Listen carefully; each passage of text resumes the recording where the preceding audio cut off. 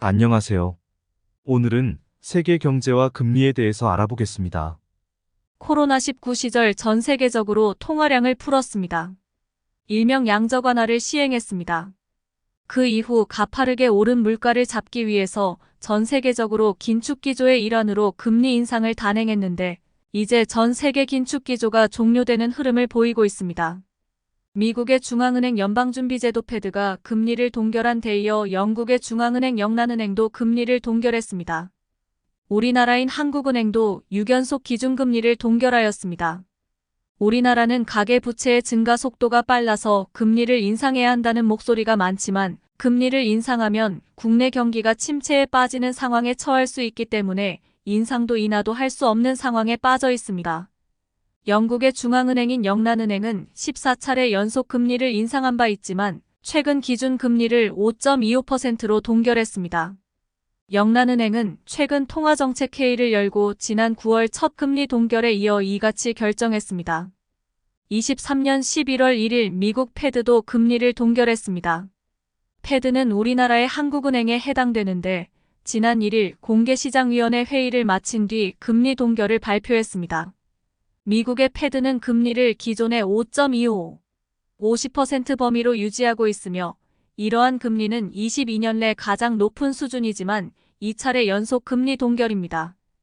파월 의장은 향후 금리 인상의 가능성도 있다고 시장에 메시지를 주고 있습니다만 시장은 금리 상승은 종결로 받아들여지고 있습니다. 즉 제롬 파월 패드 의장은 금리 결정 후에 2차례 금리 인상을 중단한 이후 금리를 올리기 어려울 것이라는 시장의 생각은 틀렸다며 연내 추가 금리 인상 가능성을 열어뒀지만 시장은 패드의 금리 인상은 사실상 끝났다고 보고 있습니다. 물가를 잡기 위한 패드의 그동안의 노력이 성과를 보이고 있고 아직 목표 물가는 달성하지 못하고 있지만 유지만으로 물가의 하락은 계속해서 이어지고 있습니다.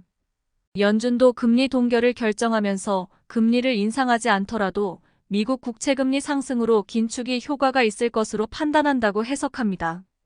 경제 전문가는 24년이 한국 경제가 가장 어려운 시기가 되리라는 보도가 이어지고 있습니다.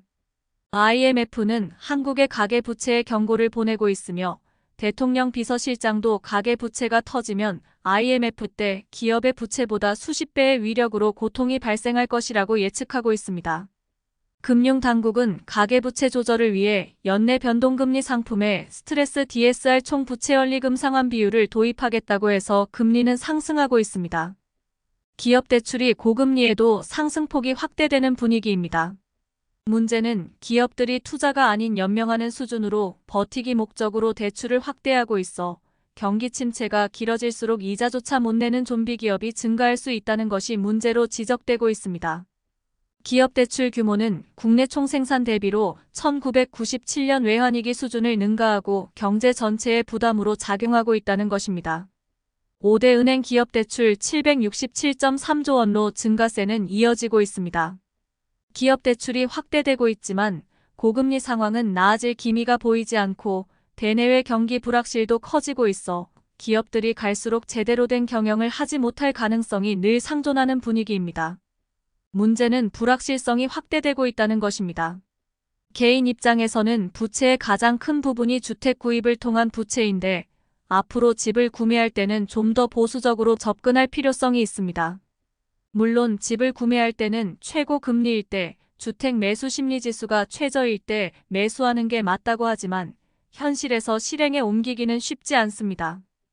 특히 원리금 상환에 대한 대비를 최소 1년 이상 해둔 상태에서 매수하기를 추천드립니다. 부채는 잘 사용하면 약이 되지만 무리한 대출은 독이 됩니다. 개인과 가정의 편안함이 늘 함께 하시길 바랍니다. 구독, 좋아요 부탁드립니다.